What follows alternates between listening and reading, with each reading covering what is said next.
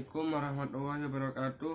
Perkenalkan, nama saya Amir Mahmud Al-Huzairi dari Universitas PGRI Argopuro Jember, NIM 211F 198 kelas A2. Yang terhormat dosen saya Bunda Sugihartati SPD MPD selaku dosen pengampu mata kuliah pendidikan anak disabilitas masalah sosial. Di sini saya akan meresum tentang jenis-jenis layanan pendidikan. Yang pertama, mobil school. Mobil school M-Learning merupakan sebuah model pembelajaran yang mengadopsi perkembangan teknologi seluler dan perangkat handphone yang dimanfaatkan sebagai sebuah media pembelajaran. M-Learning dikembangkan dengan format multimedia yang menyajikan teks, gambar, audio, dan meminimalkan video dan animasi karena alasan keterbatasan center just agar mudah diakses melalui HP sehingga menjadi bahan belajar yang menarik dan mudah dipahami. Yang kedua, homeschooling. Homeschooling atau sekolah rumah adalah jalur pendidikan keluarga dan lingkungan informal. Sekolah rumah dilakukan di rumah di bawah pengarahan orang tua dan tidak dilaksanakan di tempat formal lainnya seperti di sekolah negeri, sekolah swasta, atau di institusi pendidikan lainnya dengan model kegiatan belajar berstruktur dan kolektif. Sekolah rumah bukanlah lembaga pendidikan, bukan juga bimbingan belajar yang dilakukan di sebuah lembaga, melainkan model pembelajaran di rumah dengan orang tua sebagai penanggung jawab utama. Orang tua bisa berperan sebagai guru atau juga mendatangkan guru pendamping atau tutor ke rumah.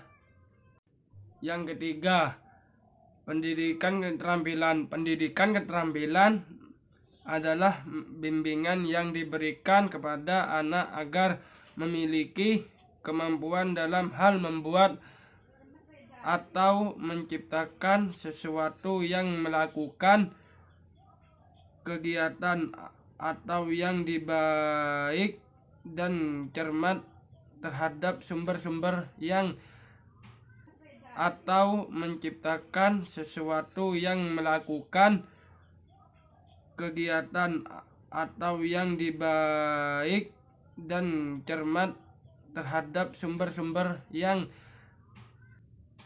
ada di lingkungan, menjadi barang-barang kerajinan yang bermanfaat untuk memenuhi kebutuhan. Yang keempat, kejar paket A, B, dan C. Kejar paket A, B, dan C adalah solusi bagi kita yang sudah berusia di atas usia sekolah namun ingin memiliki pengetahuan, kemampuan, dan ijazah serta dengan SD, SMP, atau SMA. Kejar adalah singkatan dari kelompok belajar. Siapa saja yang ingin mengikuti kejar paket A, B, dan C harus mendaftar di lembaga penyelenggara pusat kegiatan belajar masyarakat PKBM resmi yang terdaftar di Departemen Pendidikan Nasional, sehingga nanti bisa mengikuti ujian kejar paket dan mendapatkan ijazah yang diakui oleh negara. Terdaftar di Departemen Pendidikan Nasional, sehingga nanti bisa mengikuti ujian kejar paket dan mendapatkan ijazah yang diakui oleh negara. Yang kelima, pendidikan nilai dan sikap. Pendidikan sikap pada dasarnya adalah pendidikan nilai. Menurut pendapat saya, pendidikan nilai dan sikap ini penting diterapkan pada siswa sekolah dasar untuk fondasi kelak mereka dewasa nanti dalam bertindak, berkomunikasi, dan hidup bermasyarakat. Nilai adalah konsep yang berada dalam pikiran manusia yang sifatnya tersembunyi. Nilai pada dasarnya standar perilaku, ukuran yang menentukan atau kriteria seseorang tentang baik dan tidak baik, indah dan tidak indah, sebab sehingga standar itu yang akan mewarnai perilaku seseorang. Jenjang layanan. Layanan pendidikan dapat dikategorikan dalam beberapa jenjang, yaitu layanan pemerintah pusat, kabupaten, atau kota, dan dinas pendidikan kepada masyarakat dan sekolah. Jenis layanan dan jenjang ini meliputi: A. Informasi jenis sekolah ke masyarakat. B. Pemberian biaya operasional sekolah. C. Penyediaan dan pemeliharaan sarana dan prasarana. D. Pembinaan manajemen. E. Pembina akademik. F. Pembentukan biaya pendidikan bagi siswa miskin. G. Bantuan operasional bagi sekolah yang kurang biaya. Layanan sekolah pada masyarakat dan siswa. A. Informasi sekolah, program, peminatan dan paket keahlian, pendaftaran dan lain-lain kepada masyarakat. B. Pendaftaran dan penerimaan siswa baru. C. Peminatan. D. Penyediaan ruang dan sarana belajar. E. Pembelajaran yang sesuai dengan karakter siswa. F. Bimbingan belajar. G. Kegiatan ekstrakurikuler. H. Pembelajaran remedial. I. Pembimbingan karir. J. Busana kerja. K. Penyeluruhan perguruan tinggi. L. Penyeluruhan ke dunia kerja. Perguruan tinggi. L. Penyeluruhan ke dunia kerja. Ketiga, layanan guru kepada siswa. Layanan orientasi memperkenalkan seseorang pada lingkungan dan baru dimasukinya.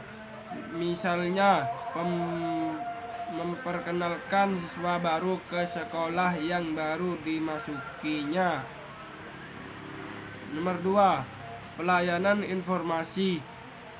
Bersama dengan layanan orientasi memberikan pemahaman kepada individu-individu yang berkepentingan tentang sebagai hal yang dilakukan untuk menjalani suatu tugas kegiatan atau untuk menentukan arah suatu tujuan atau rencana yang dikehendaki. Informasi yang dapat diberikan di sekolah dan di antara informasi pendidikan, informasi jabatan, informasi tentang cara belajar yang efektif, dan informasi sosial budaya.